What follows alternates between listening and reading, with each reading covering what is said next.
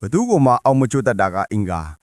တွေကကိုတကယ်ခင်တဲ့သူကိုတကယ်ချစ်တဲ့သူစိတ်ငြင်းအမှန်နဲ့ချစ်တဲ့သူတွေအပေါ်ကိုပဲအချော်ပေးတတ်တာပါဒီခံလွန်ရရင်ဒီခံပေးတယ်တကယ်လို့ဒီမခံနိုင်တော့ဘူးဆိုရင်တော့ဒိုးတော်ဆိုပြီးရှင်းပစ်တတ်တဲ့ပုံစံမျိုးတွေပါအင်္ဂါနဲ့နံတွေကအယမ်းပြတ်သားတယ်ကိုမထင်ရင်မထင်တယ်လို့ဆုံးဖြတ်ချက်တွေချတတ်တယ်လို့တခါဆုံးဖြတ်လိုက်ပြီဆိုရင်လည်းအယမ်းပြန်မပြင်းတတ်ဘူးကိုမနဲ့ထင်ရင်ဘသူကိုမှဂယူမဆိုင်ဘူးဘသူကိုမှလည်းမကြောက်တတ်ဘူးပြန်ပြောရဲလေပြန်လုပ်ရဲလေဒါကသူတို့ရဲ့ပင်ကိုတက်ဒီပဲအင်္ဂါနဲ့တော်များများကသူတို့ရဲ့ပုံကူရေးကိစ္စတွေမှာစိတ်တန်ရာတွေအနည်းနဲ့အများတော့ရှိခဲ့ဘူးကြတယ်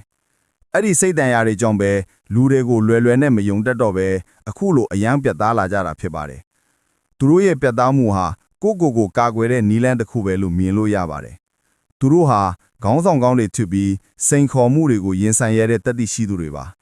ဒီပြတ်သားတဲ့စိတ်ဓာတ်ကြောင့်ပဲဘဝမှာအောင်မြင်မှုတွေကိုအခက်အခဲမရှိရယူနိုင်ကြတယ်သူတို့ရဲ့ယုံကြည်မှုနဲ့ဆုံးဖြတ်ချက်ကတခြားသူတွေအတွက်စံနမူနာပါပဲသူတို့ရဲ့အားနည်းချက်ကတော့အဲ့ဒီပြတ်သားမှုကြောင့်အေးအေးဒေးဒေးနိုင်သွားတတ်တာပါအင်္ဂါတွေကသူတစ်ပါးကိုကူညီတတ်တဲ့နေရာမှာလဲနှစ်ယောက်မရှိဘူးအင်္ဂါတွေဟုတ်မဟုတ်ပြောတော့